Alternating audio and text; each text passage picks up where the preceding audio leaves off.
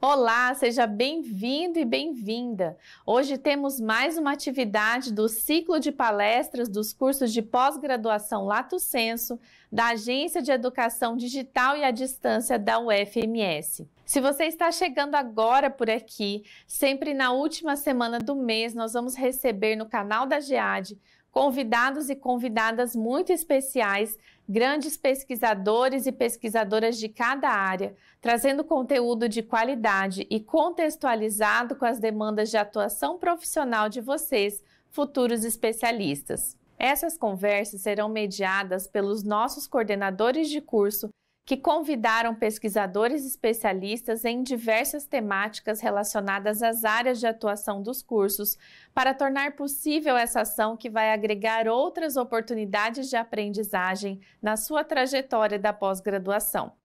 E para não perder nenhuma atividade do ciclo de palestras, é muito importante que você se inscreva no nosso canal e ative as notificações de todas as transmissões. Você também pode convidar outras pessoas para acompanharem o ciclo de palestras no canal da GEAD. Quem assistir ao vivo receberá um certificado de participação. É importante lembrar que todas as palestras ficarão disponíveis no nosso canal, caso você queira compartilhar ou assistir novamente. Queremos agradecer nosso convidado de hoje, que reservou um tempo na sua agenda de forma voluntária para se conectar conosco e compartilhar conhecimentos nesse espaço virtual. E agora passo a palavra para o professor Álvaro José dos Santos Gomes, coordenador do curso de Linguística Aplicada e Ensino de Línguas, para conduzir as atividades de hoje. Desejamos uma excelente palestra e até breve.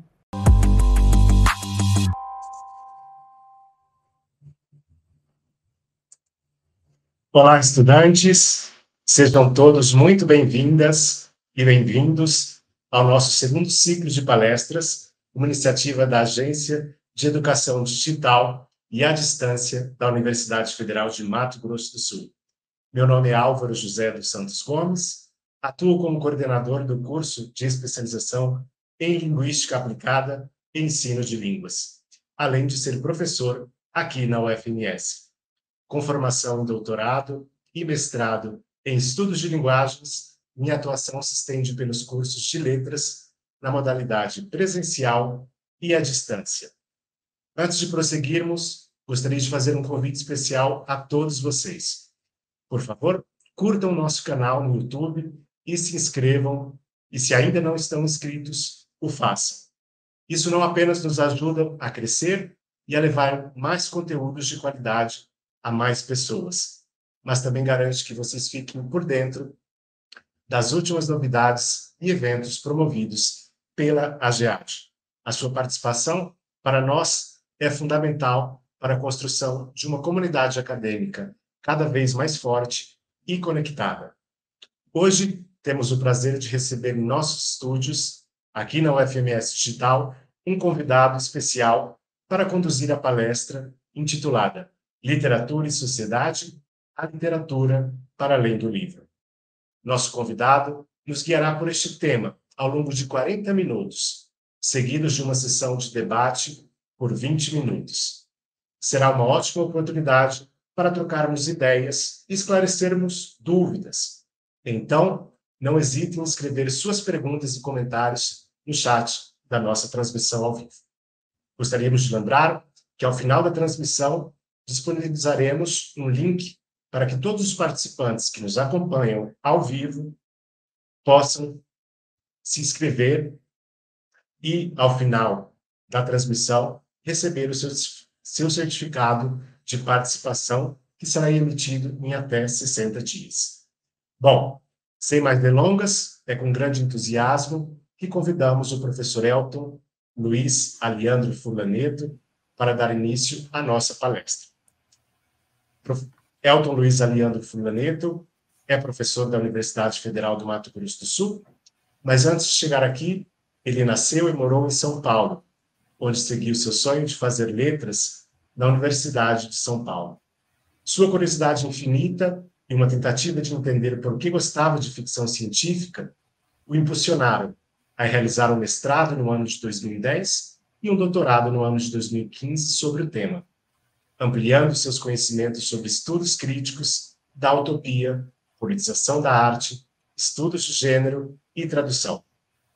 Participa de diversos grupos de pesquisas pelo Brasil e adora organizar um evento acadêmico. Professor dedicado, com seus estudantes, ele costuma criar e executar projetos de pesquisa, ensino e extensão nos temas de literatura e tecnologias, ensino de literatura e tradução literária. Sua última publicação foi o romance Uma Mulher no Tempo Linear, de Margaret Peirce. Sejam todos, então, muito bem-vindos e bem-vindas. Eu passo a palavra, então, ao professor Elton, que terá 40 minutos para fazer a apresentação da sua palestra. Obrigado, Álvaro, pelo convite, primeiramente, e também pela apresentação. É uma alegria muito grande, né, poder participar desse processo de formação, esse processo formativo enfim, super importante. Então, eu espero, né, trazer algumas ideias hoje, contar algumas histórias, né, relacionadas à minha prática em sala de aula e também como, né, uma pessoa que ama a literatura. Então, estou bem ansioso aí para a gente começar. Vou então, né, falar para vocês que o meu tema é a literatura para além do livro. É um tema, assim, bastante genérico e eu acho que, conforme a gente for caminhando, vocês vão entender, né, qual é o caminho que eu gostaria de fazer.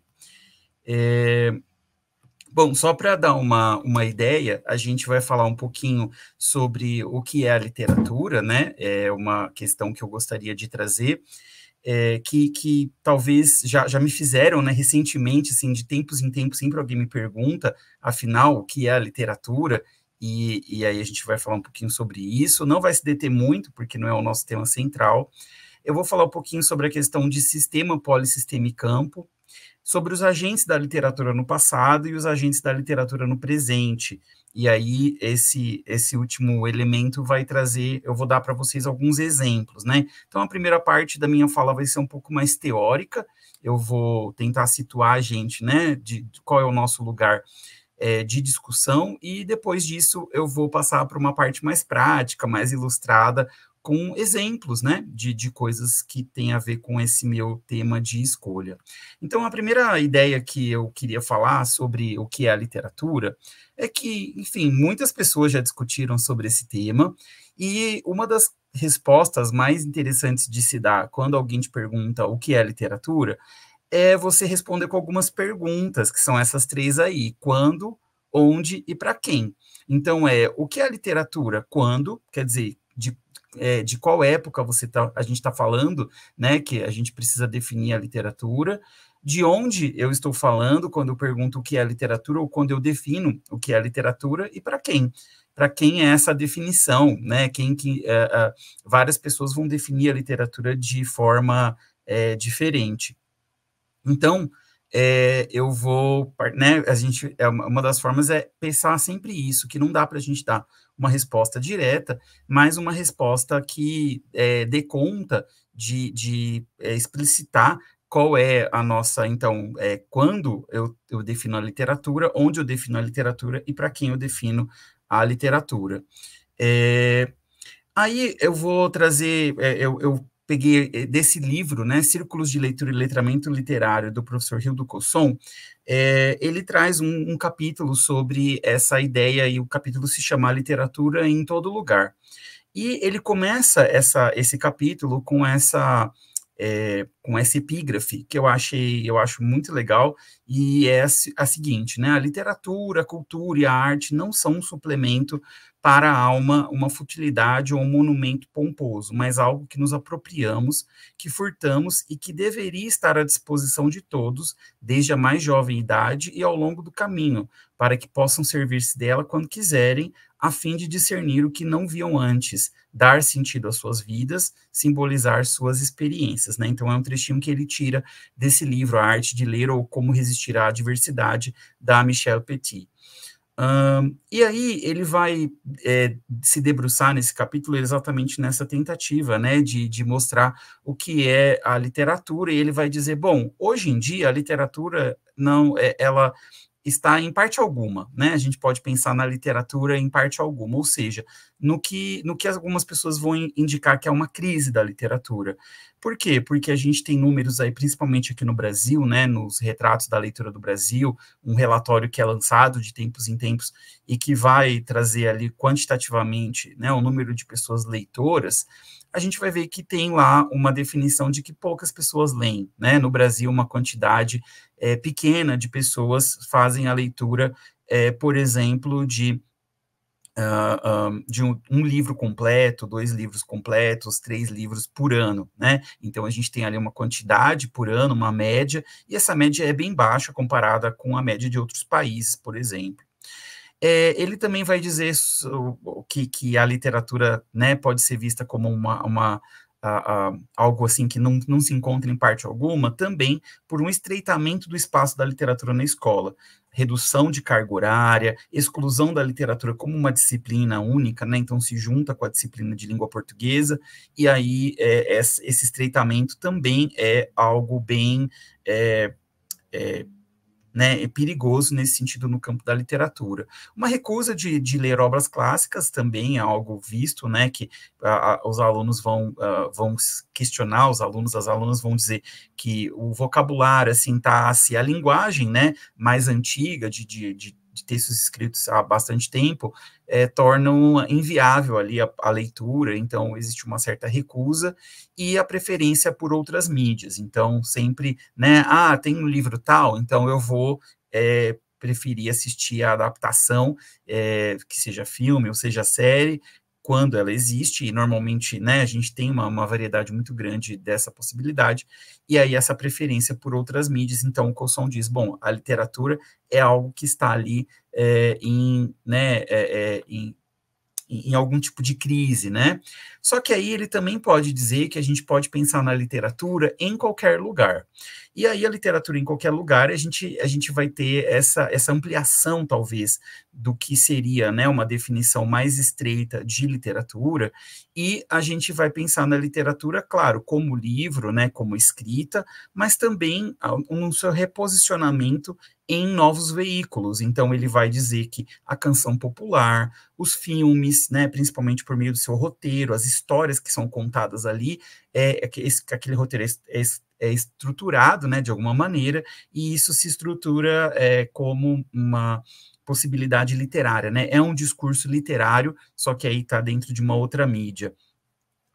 Também a gente tem as HQs, né, as histórias em quadrinhos e graphic novels, que são outra forma também de trazer ali um roteiro, né, de trazer um discurso literário, e a partir disso, né, ele continua dizendo, a literatura eletrônica, que pode experimentar com hipertextos e fazer, então, coisas que o livro, né, o livro físico, por exemplo, não poderia, e ele vai dizer que também, de uma forma mais estendida, de uma forma mais abrangente, é possível pensar na literatura como presente na estruturação também de séries, novelas, né, telenovelas, jogos eletrônicos, propagandas, revistas e jornais que vão fazer ali uma espécie de narrativa, né, não o discurso jornalístico em si, mas, por exemplo, aquelas colunas sociais ou outras colunas que vão contar a história de alguém, e isso está ali previsto, também está usando, né, está se aproveitando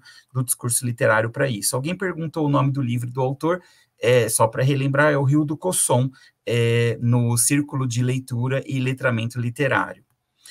É dele, por enquanto, essas primeiras considerações que eu estou fazendo.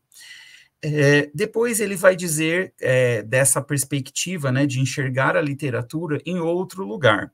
E esse outro lugar seriam os outros suportes. Então, de pensar, talvez, né, que muita gente associa a literatura basicamente ao livro físico, então aquele livro que vocês estão vendo ali atrás, né, que fica na estante, que você vai em algum lugar e compra, ou que chega na sua casa porque você comprou virtualmente, mas esse objeto livro, ele é o representante maior, né? E daí, então, a gente precisa pensar em alternativas a isso, quer dizer, a literatura, ela pode agora estar em outros suportes, e ele vai dizer que os e-books, por exemplo, provocaram uma grande transformação, né, no sistema editorial, não só no Brasil, mas no mundo, na acessibilidade, porque às vezes os e-books, por não serem, né, não terem os gastos de papel, de transporte e tudo mais, eles saem mais em conta, né? Eles têm um valor mais acessível e assim por diante. Portais e páginas de autorias, então, com a internet, né, a gente tem a literatura se movendo para outros lugares onde ela não estava antes. Os blogs também, que durante uma época, né, hoje em dia os blogs não são tão populares, mas eles foram bastante populares em certa época, e eles serviam como um meio de divulgação de obra, poemas e tudo mais, e também no próprio estilo de vida, né? A literatura pode ser vista, a gente tem lá o gênero gótico na literatura, e esse gênero gótico, ele foi transformado num próprio estilo de vida de ser gótico, né? Um tipo de roupa específica, um tipo de música que se escuta e assim por diante. Então, ainda são, né? Ainda tem ali um traço da literatura, mas ela se encontra ali diluído em práticas na vida da pessoa.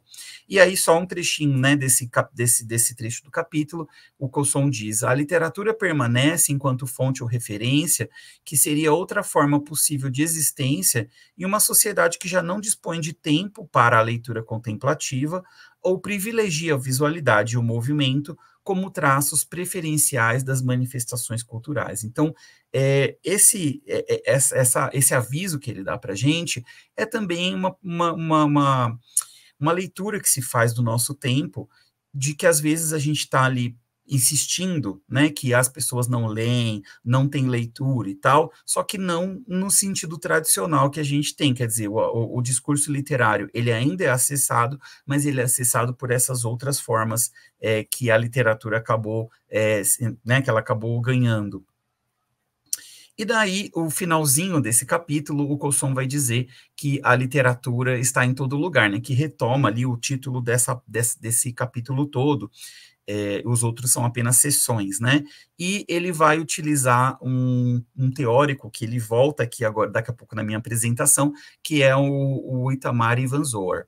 Ele vai falar sobre a conceituação, né, da cultura como bem e da cultura como instrumento, e ele vai dizer que o que a gente tem, na verdade, é uma certa rede, né? Então, a literatura, como, né, a gente poderia dizer, ela não é apenas, então, um escritor que escreve, que manda para uma editora, que edita e publica, né? E aí, então, a gente tem essa publicação, esse objeto livro, e, portanto, ali nós acessamos a literatura. Ele vai dizer que a literatura ela está envolta, ou ela faz parte de um sistema muito maior, que é a produção de textos, depois, né, os produtores, então, essas pessoas que eu falei que vão produzir a obra literária, que vão se converter, então, em produtos que fazem parte de um mercado, que está dentro de uma instituição que é composta também por consumidores e que, portanto, gera ali ou cria um repertório.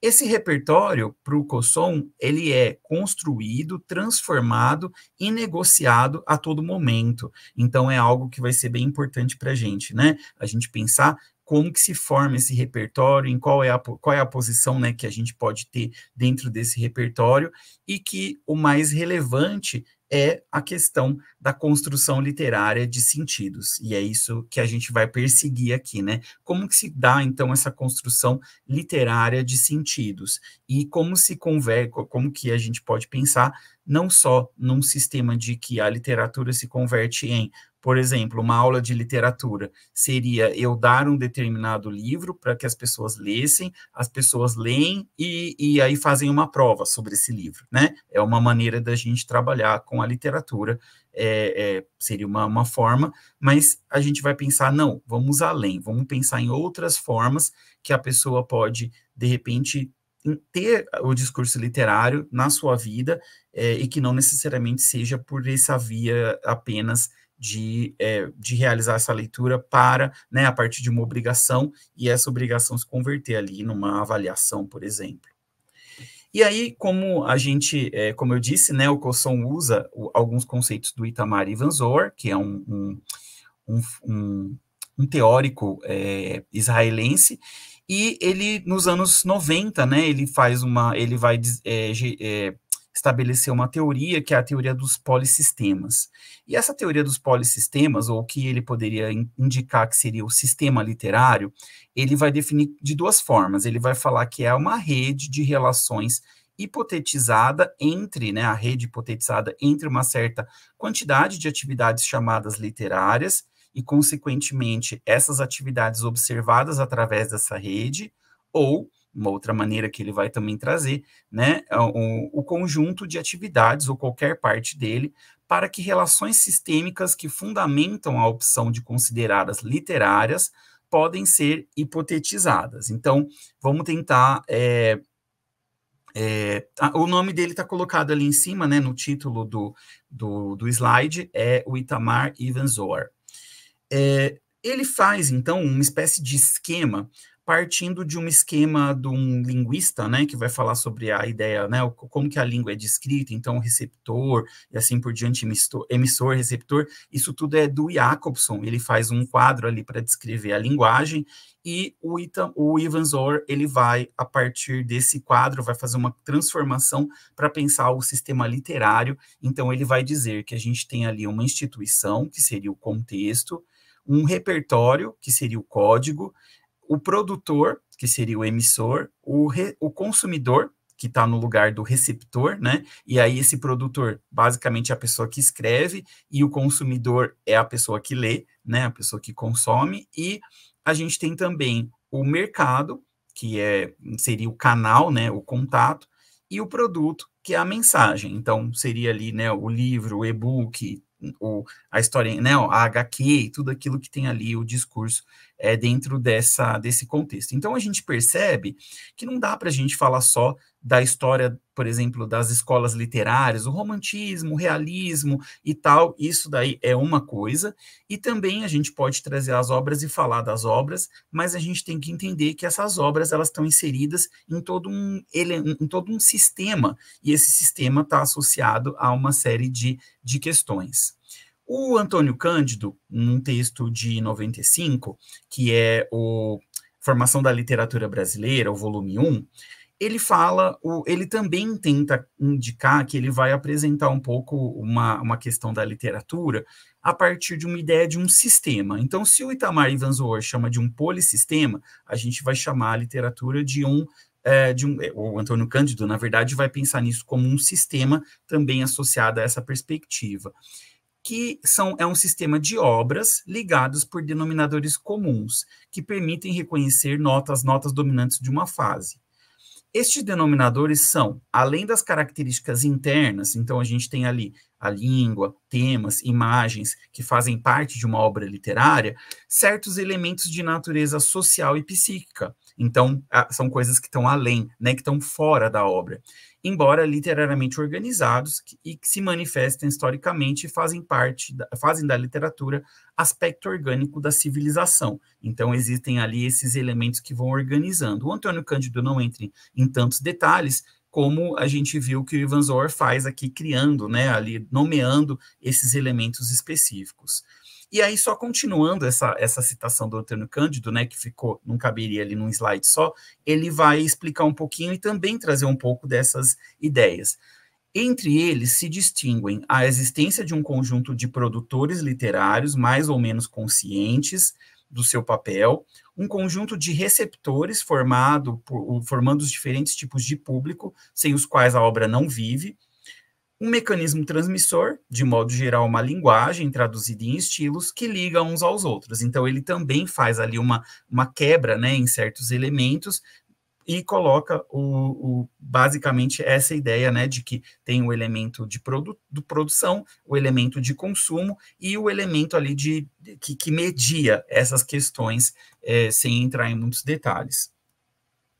Aí, o que a gente percebe, então, é que quando a gente vai falar da literatura, a gente pode apresentar a literatura por meio dos seus agentes. E esses agentes, eles funcionam em diferentes pontos desse sistema literário e com diferentes forças, né, com diferentes potencialidades, e então a gente vai ter essa perspectiva. A princípio, a gente vai pensar nos agentes literários do passado. Quem eram as pessoas, né? Pensando, claro, excluindo a ideia que a gente tem de um escritor, né, da pessoa que escreve e da pessoa que consome, a gente tinha também ali as pessoas que formavam o que se chamava de establishment literário, né? O que seria esse establishment? Seria ali as pessoas que determinavam determinadas coisas, que tinham mais poder nessa negociação de significados literários. E aí a gente tem, então, os acadêmicos, né, que eram as pessoas que, de alguma maneira, davam uma validação por meio de apresentar nos cursos superiores, né, por meio de pesquisas e direcionadas num determinado aspecto em outro. Então, em certo momento, você tinha um interesse, você quer estudar tal coisa. Só que se você chegava ali e não encontrava alguém que te acolhesse na sua pesquisa, alguém para te orientar nesse sentido, a gente tinha um grande problema. Então, os acadêmicos, eles eram uma dessas pessoas que determinavam julgavam o que era bom e o que era ruim, e o que era ruim, basicamente, né, não era considerado, era esquecido, era de alguma maneira colocado abaixo. A gente tinha os jornais, então era muito comum que as pessoas, né, lessem jornais e tivessem contatos com jornais, mesmo as pessoas que estavam fora desse ambiente universitário. E nos jornais a gente tinha os suplementos de cultura, a gente tinha, então, a presença de resenhadores, de pessoas que falavam de determinados livros e não falavam de outros, falavam bem ou falavam mal, e aí falar mal necessariamente implicava ali um dessucesso, né, um insucesso para as pessoas que estavam ali sendo apresentadas. Então a gente ficava, né, os jornais tinham um grande poder nesse sentido. Os editores, então, vamos trazer alguns autores, autoras para o Brasil, que, né, foram publicados em outros lugares. Quem decide isso? Quem dá a palavra final a respeito de qual é a obra que é trazida e qual obra não é trazida? Eram os editores, e vejam que eu coloquei aqui todos no masculino, porque no passado, basicamente, esses grupos de pessoas eram grupos de homens que faziam isso, né? Os grandes editores no Brasil eram editores homens. Então, a probabilidade de se publicar, por exemplo, autoras mulheres que não tivessem, né, um destaque muito grande lá no exterior e tal, ou mesmo quando elas tinham, ainda assim, elas eram, né, não passavam ali no... E aí, então, a gente ficava nessa questão ali. Bibliotecas e livrarias também eram lugares, né, que vão colocar, dependendo da forma como a livraria apresenta o livro, coloca em destaque, esse destaque vai trazer mais atenção, quer dizer, pode provocar mais leitores para aquela obra, e se o livro fica escondidinho, fica numa estante, né, meio no lugar de difícil acesso dentro da própria livraria, isso também é uma forma de, antigamente, né, que era a única maneira de você conseguir um livro era por meio das livrarias, ficava, então, eles determinavam bastante nesse sentido o que tinha destaque e o que não tinha. E os poucos eventos literários que existiam, esses eventos literários também eram bem restritos, eles eram bem fechados, eles eram muito, né, eles eram poucos e concentrados em alguns lugares, então eles também eram lugar de possibilidades ali da literatura ter ali uma discussão, dela se expandir, né, e assim por diante. Agora, no presente, a gente tem uma transformação, e essa transformação acontece na literatura e em tudo que está relacionado a esse polissistema literário, por meio, principalmente, da construção de comunidades, das tecnologias e de uma descentralização. Ou seja, se a gente tinha, então, esses homens, principalmente homens, né? Eu vou dizer que não eram exclusivamente, mas era a sua grande maioria, as pessoas que determinavam esses valores literários eram os homens, a gente vai, então, para uma possibilidade de descentralizar essa perspectiva. E daí a gente tem, então, uma ênfase ou um foco na criação de comunidades, na utilização da tecnologia e nessa descentralização. E aí eu vou dar alguns exemplos para vocês. A primeira delas é uma que eu gosto bastante, né, que são redes sociais. A gente adora redes sociais. todo aluno, mesmo jovem, está nas redes sociais, seja, então, o Instagram, o TikTok, né, enfim, outras, o YouTube, assim por diante, são redes. O YouTube, apesar de não ser uma rede social, né, ela acaba criando ali os canais, e você acompanha um canal, então, de alguma forma, ela se configura ali como uma comunidade de conteúdo, né, de criação e consumo de conteúdo. E aí tem duas redes sociais que eu conheço, e aí se vocês conhecerem algum outro, ou alguma outra, né, vocês podem me indicar, que é a Goodreads e Scoob. Não sei se vocês já usaram alguma vez alguma dessas redes, né, mas elas basicamente funcionam da seguinte maneira: você tem ali do lado esquerdo o Scoob, né, você pode utilizar como um aplicativo no celular, ou você pode utilizar no computador também, essas duas formas, né? E aí você vai ter a seguinte forma: você vai ter ali uma maneira de indicar livros que você já leu, livros que você está lendo, livros que você quer ler. Então, ele organiza a sua estante, mesmo que você não vá, né, não a sua estante física necessariamente, mas você pode ter ali uma ordem de livros que você quer ler, assim por diante. Não só isso, você tem uma organização pessoal de já li, quero ler, estou lendo, como, né, você tem, no caso do Goodreads, você tem um desafio do ano. Então, você fala, esse ano eu quero ler 30 livros, ou 20 livros, ou 15, depende da sua possibilidade. Não adianta também colocar uma meta muito alta, porque senão a gente fica meio frustrado, né, que nunca consegue atingir a meta. Mas tem essa possibilidade de você mesmo se desafiar a criar, né, uma meta ali, colocar, então, nesse ano eu vou ler X livros, e você tem essa possibilidade de todos os livros que você lê, você vai adicionando. Quais são as vantagens ou desvantagens, né? O Scoob, ele tem uma plataforma em português, e caso o livro não exista na plataforma, você tem a possibilidade de cadastrar esse livro na plataforma, colocando algumas informações básicas: a foto da capa, o ISBN, o título, a autoria e assim por diante. O Goodreads, ele tem uma plataforma, no celular ele funciona em português, o meu aqui no caso está em português, no computador eu não consegui colocar ele em português, ele está em inglês, então ele tem uma plataforma em inglês, é fácil de mexer, você consegue, né, ver bem, e eu estou usando agora os dois, assim, porque os dois têm pontos fortes e pontos fracos. Por exemplo, se não tem o livro que eu quero ler, o que eu estou lendo no Goodreads, eu posso fazer uma inclusão, mas eu tenho que pedir para o pessoal do site colocar, e isso pode demorar, às vezes, até meses. Eles têm um volume grande de livros, né? O Goodreads, não, se não tem, ele mesmo já permite você,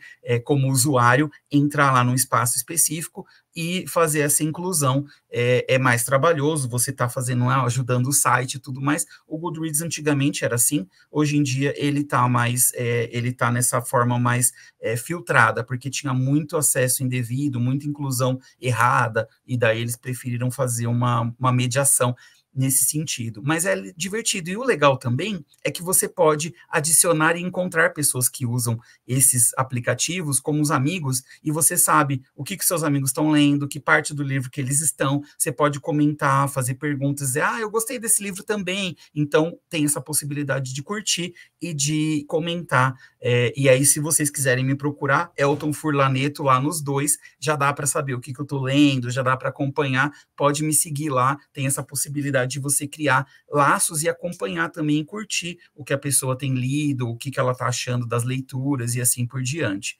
Então, essa é uma maneira, você constrói uma comunidade de leitores. Então, estou numa sala de aula, os alunos têm essa dificuldade de ler, alguns gostam de ler, outros não, pede para que todos façam parte dessa comunidade, e aí eles vão vendo que o colega está lendo, e aí vão se sentir motivados, talvez, dessa ideia de, nossa, então eu quero ler também e tal. É uma maneira bem legal de se construir, né, essa comunidade por meio dessa estratégia da tecnologia.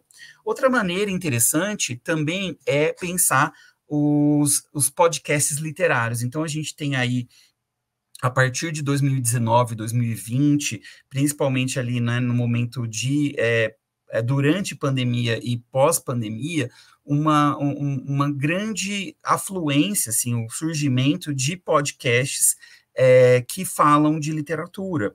Então, a gente percebe ali, eu coloquei aqui alguns dos que eu ouço, né, ou no caso do Suposta Leitura e do Conversa com Rita Couto, tem episódios que eu participo, né, então é legal porque eu já participei falando, né, nesses podcasts sobre literatura, sobre livros que eu li e assim por diante. A gente tem essa possibilidade de você entrar, por exemplo, no Spotify, ou no Google Podcast, ou no Apple Podcast, enfim, tem vários caminhos, e você coloca ali na busca podcast e literatura, e você tem várias opções.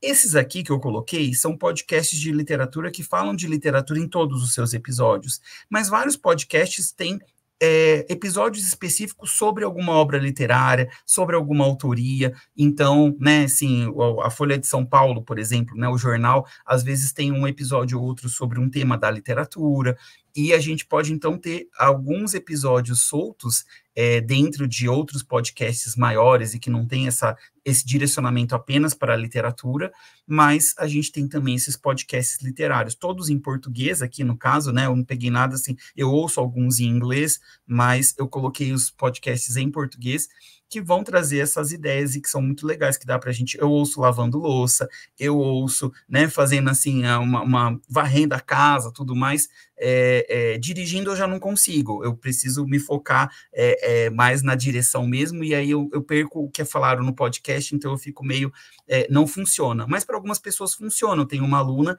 que disse, eu fico nervosa quando eu dirijo, e para diminuir o meu nervosismo, como a gente está estudando Clarice Lispector numa disciplina, eu estou ouvindo alguns episódios aqui sobre a Clarice Lispector no podcast, e aí a gente tem isso tudo, né, disponível nos podcasts.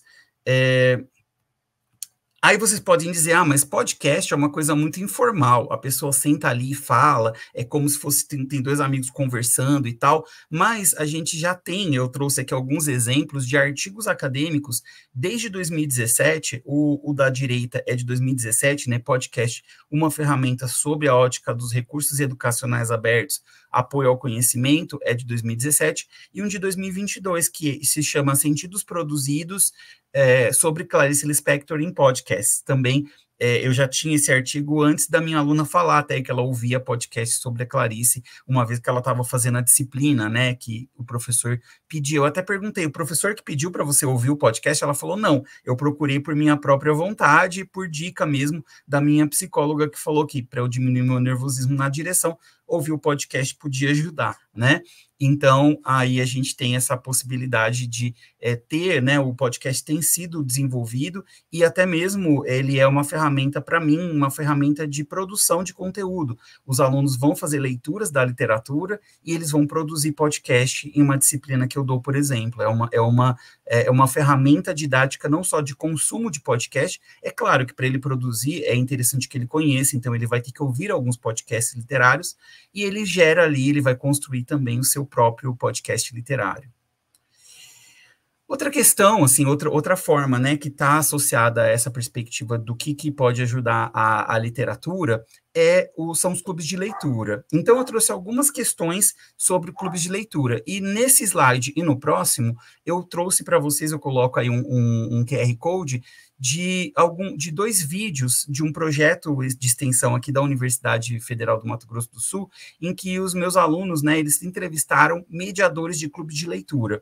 Então, foram 2 vídeos, o primeiro foi dos professores de clubes de leitura da Federal de Grande Dourados e do Instituto Federal do Mato Grosso do Sul, e esse primeiro, né, QR Code, vocês podem assistir depois, né, em outro momento, essa live também, que a gente fez convidando essas pessoas e conversando um pouco sobre isso. O que eu posso dar para vocês de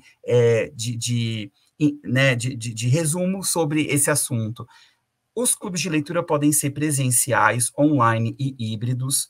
Eles aconteceram bastante durante e pós a pandemia, mas não necessariamente, né, o afastamento ali fez com que muitas pessoas criassem comunidades e se encontrassem para discutir leituras e para fazer leituras, mas antes disso já existia também, né? No Literary Talks, que é esse projeto que eu coloquei aí para vocês, ele também vai discutir um pouco isso, então quais foram as motivações, quais são os obstáculos, quais são as coisas legais que acontecem, né, nesse clube de leitura, então eu recomendo bastante que vocês assistam. Ele pode ter diversos tamanhos, então tem clubes de leitura que são com 2, 3, 5 pessoas, que são amigos que estão lendo uma leitura, né, coletiva, pessoas numa sala de aula que estão lendo uma determinada, poderia ser considerado, né, um círculo de leitura, um clube de leitura, mas a gente tem até alguns que são nível Brasil, assim, que, né, as pessoas leem coisas de diferentes partes do Brasil, se reúnem virtualmente e comentam essas leituras e tudo mais. Tem os que são obrigados a ler, então, assim, você tem que, para você participar, você tem que ter feito aquela leitura e tem que participar de alguma maneira, não pode ficar quietinho ali só ouvindo, mas tem alguns que dizem, olha, a leitura não é obrigatória, mesmo que você não quer ler, quer vir no dia da discussão, porque os temas podem ser interessantes, aquilo pode despertar o seu interesse para fazer a leitura e assim por diante. Alguns deles vão definir papéis de leitura, por exemplo, você vai ficar responsável por fazer um resumo, você vai ficar responsável por trazer algumas informações extras que não estão aqui no livro, e aí as pessoas podem ter alguns papéis específicos, e muito da mágica dos clubes de leitura, para que eles formem, então, comunidades de leitura que podem, né, incentivar muito a literatura, é a mediação. Então, a mediação da escolha, a mediação de como vai se organizar, ou seja, a criação de regras mesmo, quem que vai mais ou menos levar essa conversa de hoje, que vai começar, que vai provocar a gente, que vai de alguma maneira, né? Então, não vai ter nenhum papel definido, todo mundo tem o mesmo poder, e daí tem essa possibilidade ali de escolha do livro também. A escolha pode ser sugestão de uma pessoa, pode ser uma votação em várias opções de todo mundo, então é um consenso ali, isso é uma coisa muito interessante. E também, outro QR Code aqui para outro vídeo, né, você já deixa em salvo aí para assistir depois, que são os clubes de leitura mediados por mulheres aqui no Mato Grosso do Sul. Então, tem a mediadora do Leia Mulheres, Campo Grande, e também a professora, né, que originou um clube de leitura na UFMS no campus de Aquidauana. Então, elas contam um pouquinho sobre essas experiências e tudo mais. Vale muito a pena vocês... quem se interessa, né, por esse tema de clube de leitura, quer montar quer participar de aí eu acho que é interessante assistir e ver todas as dicas, né? Pensar, então, em temas, tem vários clubes de leitura com temas específicos, então tinha o Leia Ásia, que todo mês era um livro de um país asiático, que tinha a tradução, né, para o português, a ideia de convênios, então, alguns clubes de leitura têm convênio com a editora, e daí a editora dá desconto nos livros, então eles tendem a ler mais livros de uma determinada editora, às vezes até a editora fornece alguns livros gratuitos para o clube, né, então o clube vai ter ali uma certa vantagem nesses convênios com as editoras. E a motivação também, né? Quer dizer, isso pode motivar, porque eu participando de um clube, eu vou fazer a leitura, porque antes, se fosse só eu sozinho lendo um livro, eu perderia o interesse, eu daria atenção para outras coisas, e aí os meus colegas vão ficar de alguma forma ali falando, não, você já terminou? Ah, não, estou na página tal. Ah, então acaba, porque a reunião já é na semana que vem, e assim por diante. Então, vale muito a pena a gente pensar nos clubes de leitura, eles têm tido ali muita... eles não funcionam tanto no sentido de uma sala tradicional, de uma aula tradicional e tal, mas eles funcionam fora, né? A gente pode criar uma comunidade extra sala de aula, em um horário de contraturno, por exemplo, ou em horários, né, específicos que as pessoas podem, estudam de manhã, então a gente faz à noite, mas aí para não ficar se deslocando, a gente faz online, então tem muitas estratégias que a gente pode utilizar e construir. Prometo que eu já estou chegando ao final, assim, eu sei que eu tenho mais pouquinhos minutinhos, assim, para não estourar o meu tempo, mas eu queria falar de mais duas coisas, que são os eventos literários. Os eventos literários, vocês já devem ter participado de algum, vocês já devem ter... eles são hoje em dia, né? Eu falei que antigamente existiam os eventos literários, mas eles eram poucos e eles eram bem restritos. E hoje em dia, eu fiz uma lista aqui, bem parcial, de muitas feiras literárias, festivais literários, bienais, salão do livro, né? Assim, tem vários nomes que se dão, eles acontecem em muitos lugares do Brasil, tem muitas datas, dá para ficar o ano inteiro indo passear nesses lugares, e de fato eles não são só lugares de venda de livros, que é uma das suas, né, as suas razões principais. Você pode ir lá consumir, mas você também tem palestras, você tem eventos, você tem, né, uma série de atividades culturais relacionadas que se reúnem ali e que podem ser gratuitas, não necessariamente você tenha que pagar, né, mas você tem uma série de possibilidades gratuitas de acessar coisas por meio desses festivais. Às vezes os livros são vendidos com descontos, então vale muito a pena se aproveitar dessas questões. Outra ideia também que eu dou para vocês, né, de pensar a literatura e de que agora a literatura, né, ela vai para outros lugares, também é a questão de autopublicação. Graças às tecnologias, a gente tem a possibilidade de publicar mais livros, então não depende mais de figuras centrais, de editoras e editores que vão fazer ali, né, falar, esse não, isso eu não gostei, esse assunto eu não quero tratar. Então, a gente tem uma facilidade maior de fazer uma publicação, uma autopublicação. Muitas pessoas que gostam, né, vão desenvolver um gosto pela leitura e vão buscar escrever sobre coisas que aquela leitura não dá conta. Então, a gente tem ali um desenvolvimento da fanfic, né? Então, eu trago esse livro aqui, que é da Anne Jameson, que ela diz, por que a fanfiction está dominando o mundo? É um livro de 2007, se eu não me engano, 2008, e ela vai fazer um pouco essa explicação, vai dizer o que é a fanfiction e como essa fanfiction está, de alguma maneira, trazendo muitas pessoas, principalmente os jovens, para a literatura. E a gente tem também o sistema de financiamento coletivo. O que é o financiamento coletivo? Ele é uma forma de você viabilizar algum projeto editorial, mas sem que você tenha dinheiro para aquilo. Você vai fazer um financiamento anterior, e com esse financiamento as pessoas compram a sua ideia, e a partir disso elas vão poder depois receber o livro pronto, o livro vai ser feito a partir disso, né? Então, a tradução que pela qual eu fui responsável, né, e que foi publicada no ano passado, foi feita por meio desse financiamento coletivo, por essa plataforma que é o Catarse, que não é a única plataforma possível, né, de financiamento coletivo. E, para finalizar mesmo, eu digo que a gente tem uma possibilidade de ter acesso à literatura por meio das redes sociais tradicionais, como o TikTok, como o YouTube e o Instagram, por meio desses canais de booktalkers, de bookstagrammers ou booktubers, que são, então, né, pessoas que vão... Aqui eu coloquei alguns exemplos, né, mas a gente tem vários exemplos, a gente tem que fazer uma boa filtragem e ver qual é o conteúdo que melhor interessa a gente, mas são conteúdos produzidos também nessa perspectiva de leitores que vão se tornando, assim, leitores mais especializados em divulgar mesmo aquela leitura, em incentivar que você leia, vai contar um pouco sobre o que tem ali, produz uma arte legal, faz uma resenha, dá uma nota, então isso vai tornar as ideias bem interessantes. Então, corri um pouquinho agora no final, mas estão aqui as minhas referências, né, as referências que eu citei, e para quem tem essa curiosidade, eu vou disponibilizar os slides para quem quiser, tá? Apesar de eles estarem mais pontuais, assim, né, não ter tanto as leituras, eu recomendo muito que vocês façam essas leituras, que são leituras bem interessantes para quem tem esse interesse. E estou aberto aí para as perguntas, comentários.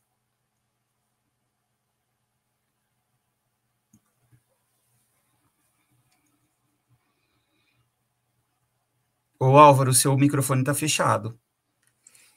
Obrigado, meu amigo. O que eu estava dizendo é que passou muito rápido. Uhum. Poderíamos ouvi-los por mais 50 minutos, 1 hora, e os comentários do nosso chat traduzem isso. E, por incrível que pareça, nós atingimos com essa live outros públicos. Por exemplo, a Camila, de Sistemas de Informação, que disse que estava adorando a live, né? A direção que você estava dando a ela. A Damiana, que cursa Ciências de Dados também na UFMS, também, que é de uma outra área, né? Está aqui na nossa live de literatura. Que legal. Elton, eu queria agradecê-lo imensamente. Sei que o seu tempo ele é bastante escasso. Você coordena vários projetos, está atualmente com a coordenação do Progeli também, e dedicar um tempo para estar aqui conosco, com os alunos da especialização, com os alunos da graduação de letras na modalidade à distância também, e com os nossos outros alunos de outras áreas de formação, que também nos prestigia essa noite. O chat fica aberto também para as próximas perguntas. Eu pontuei aqui alguns comentários dos nossos alunos. Elton, a primeira delas parte do comentário da nossa aluna Débora Priscila. Ela afirma que, embora haja aí uma grande difusão, né, dos tipos de leitura e outros formatos, ela ainda tem um carinho e uma predileção pela impressão, pelo cheiro, pela materialidade.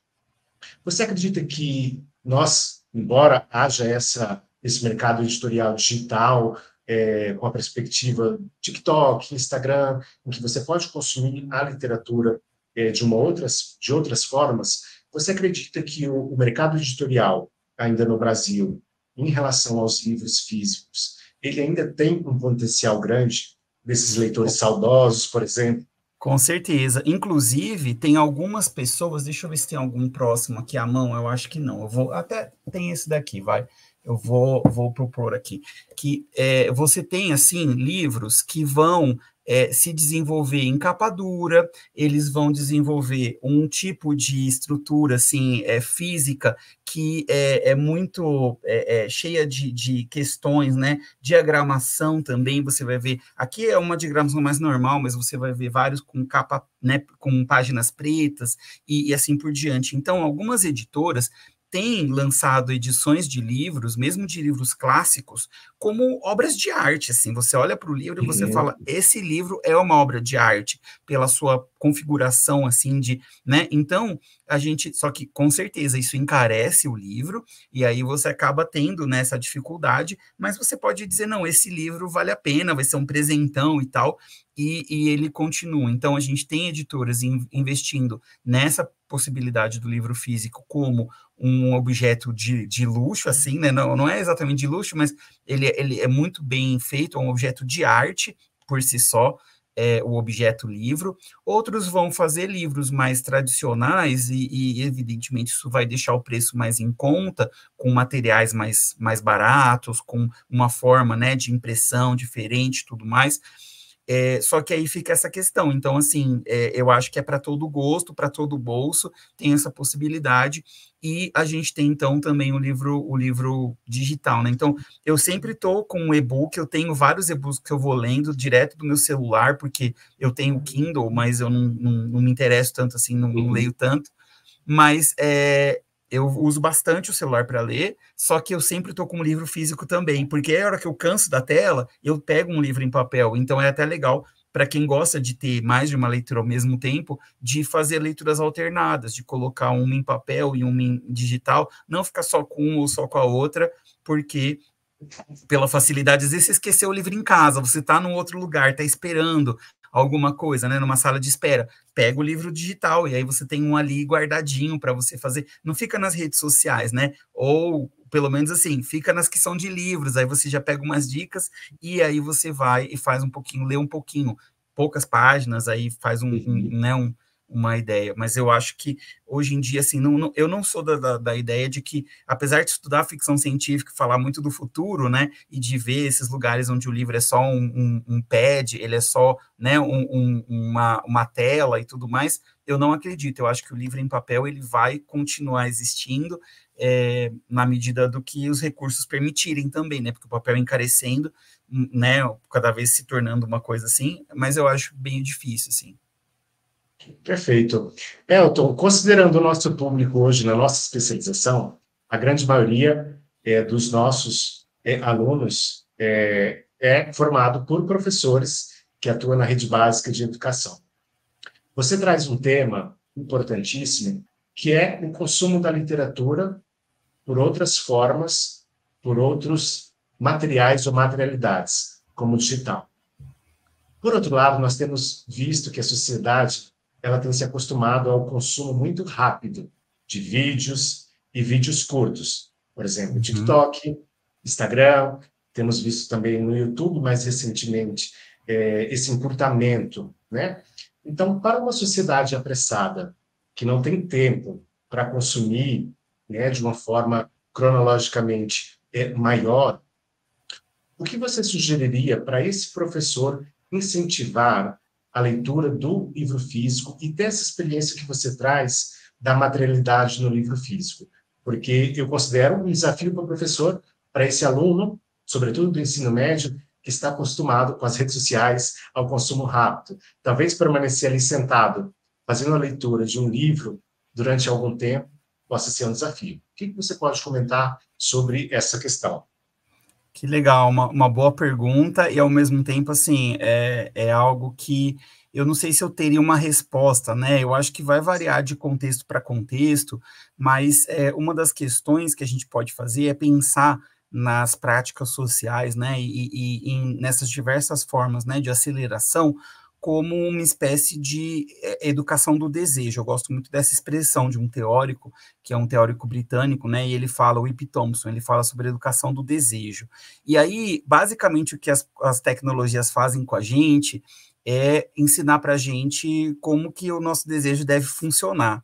E uma das formas de talvez, se colocar no mundo é exatamente se contrapor a essa forma massificada, e bastante danosa, eu acho, que é essa questão, né? Porque, no fundo, essa velocidade tão rápida tem tornado a gente, de forma social, assim, a nossa sociedade doente, e doente num sentido da ansiedade, né? Tá todo mundo ansioso, tá todo mundo, de forma, essa ansiedade vai se patologizando, vai se tornando uma doença, e as pessoas mais jovens têm cada vez mais nessa incapacidade de fazer. Então, eu acho que é parte da gente, é uma coisa da gente mesmo de fazer de repensar isso, de questionar essa velocidade e de encontrar maneiras de estabelecer formas de dar uma parada, né? Como é que eu consigo, então, desacelerar e, a partir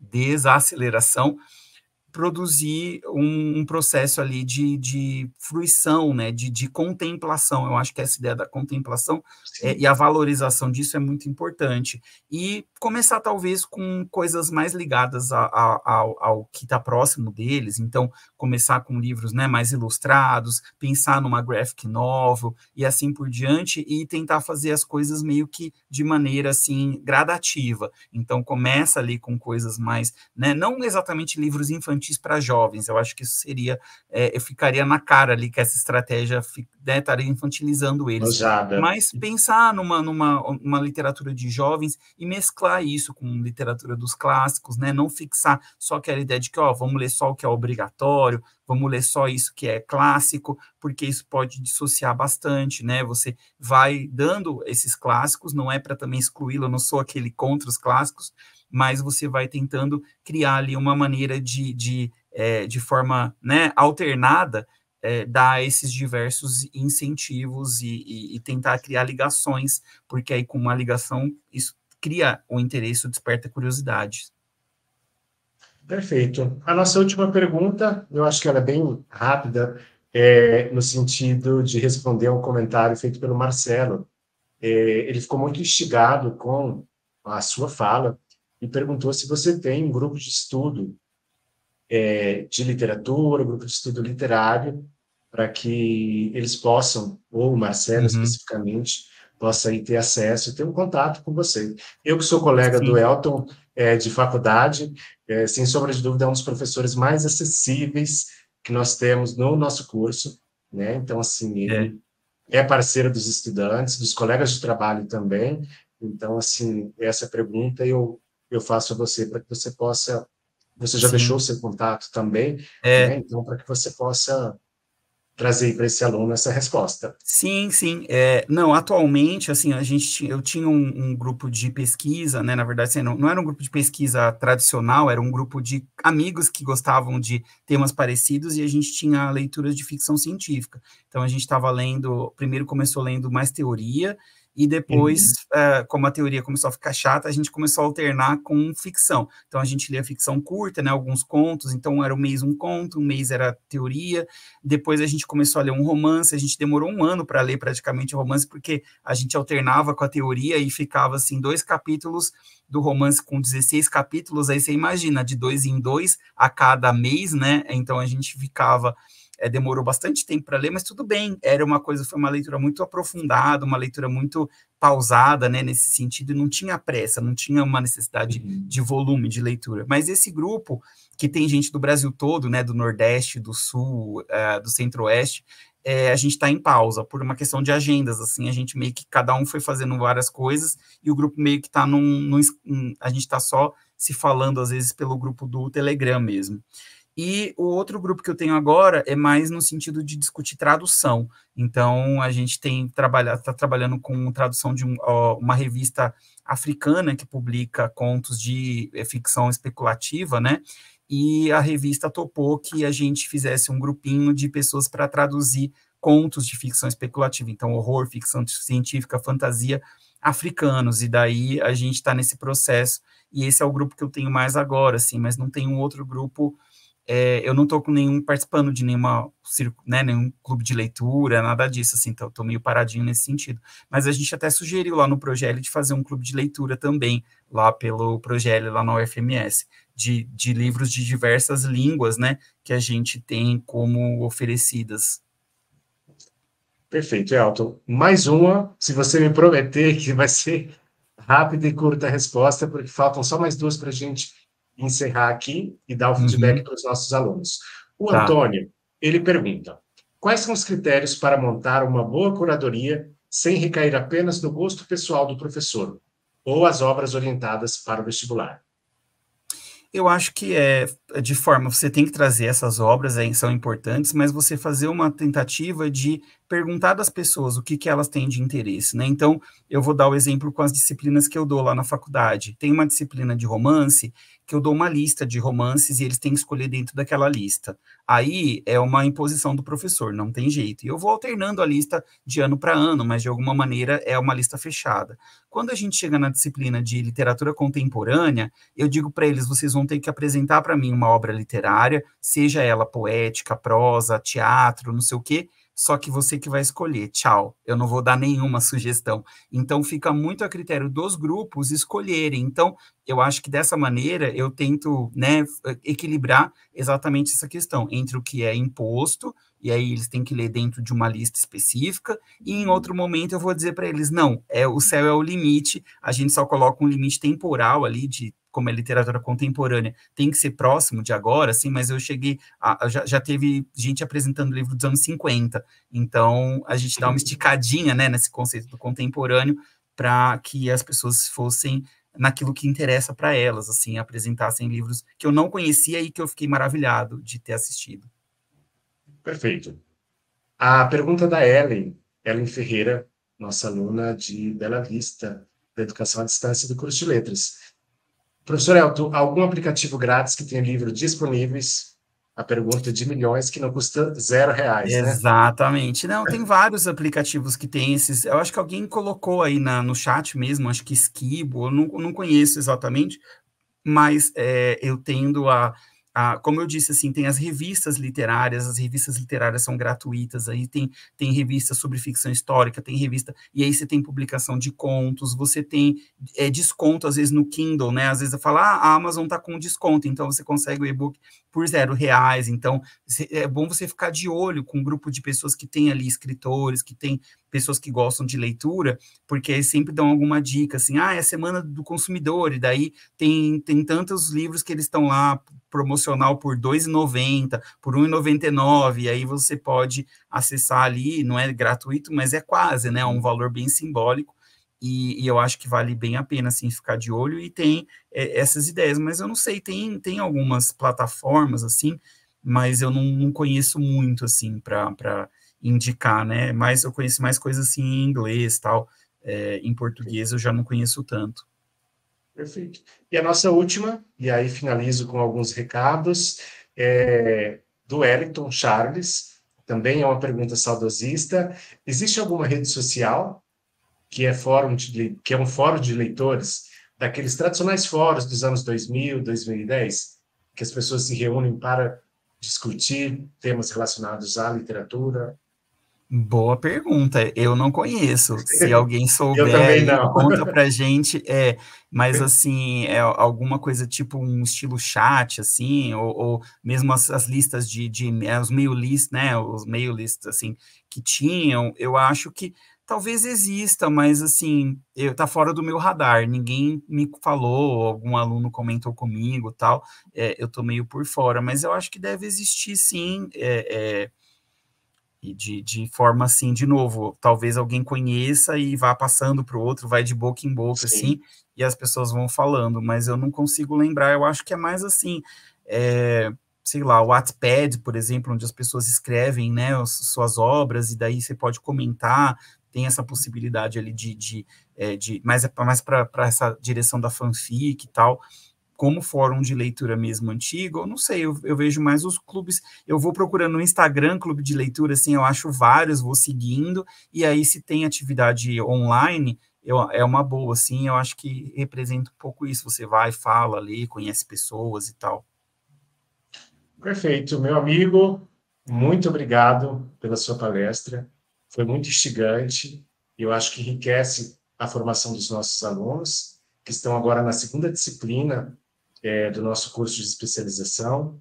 Estão muito animados em receber um palestrante do seu nível de formação, né, vinculado com a sua trajetória de leitor, de pesquisador, enriquece e abrilhanta essa noite de estudos, né, que é uma aula que nós recebemos aqui. Então, muito Obrigado. obrigado.